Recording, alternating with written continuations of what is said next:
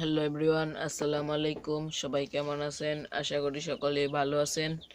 আমিও আপনাদের দোয়া ও ভালোবাসায় আল্লাহর রহমতে ভালো আছি।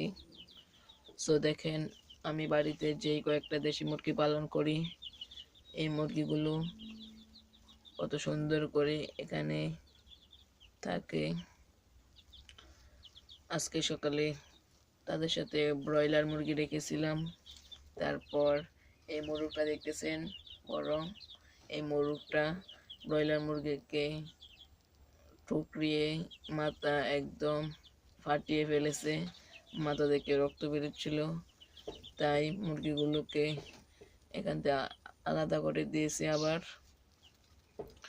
তো দেখেন, মুরগিগুলো খাবার খাচ্ছি। তো আপনারা যদি এভাবে দেশি মুরগি পালন করেন তাহলে লাভবান হতে পারবেন। এভাবে পালন করলে সুবিধা হলো মুরগির কোনো অসুখ হয় না, এবং এই মুরগিগুলো আমি কুচে বসিয়ে মুরগি থেকে বাচ্চা ফুটিয়েছিলাম।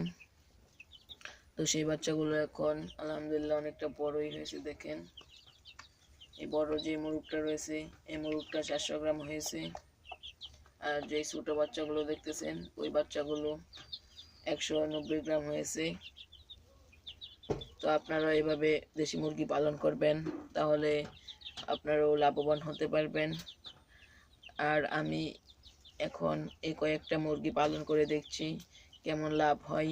পরে আমি অনেকগুলো মুরগি ফার্মে তুলব, তারপরে পালন করব। তো এখন এই 6-7টা মুরগি পালন করে আমি দেখতেছি এইভাবে দেশি মুরগি পালন করলে কত টাকা লাভ হয় কিংবা লস হয়। যদি লস হয় তাহলে পালন করব না, আর যদি লাভ হয় তাহলে ফার্মে দেশি মুরগির বাচ্চা তুলব। তো আপনারাও এভাবে মুরগি পালন করে দেখবেন যে লাভ হয় কি না। যদি লাভ হয় তাহলে পালন করবেন, আর যদি লস হয় তাহলে পালন করার দরকার নেই। তো দেখেন, আমি মুরগিগুলোকে সোনালি স্টার্টার ফিড দিয়েছি, আর একটু বড় হলে সোনালি গোয়ার ফিড দিব। তো আপনারা বাজার থেকে যে কোনো ফিড কিনে আনবেন, সোনালি স্টার্টার ফিড কিনে আনলে বেশি ভালো হয়।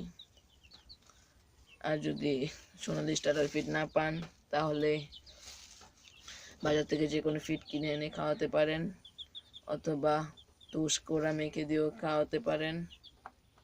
তো আজকের ভিডিওটি এ পর্যন্তই। সবাই ভালো থাকবেন, সুস্থ থাকবেন। আল্লাহ হাফেজ।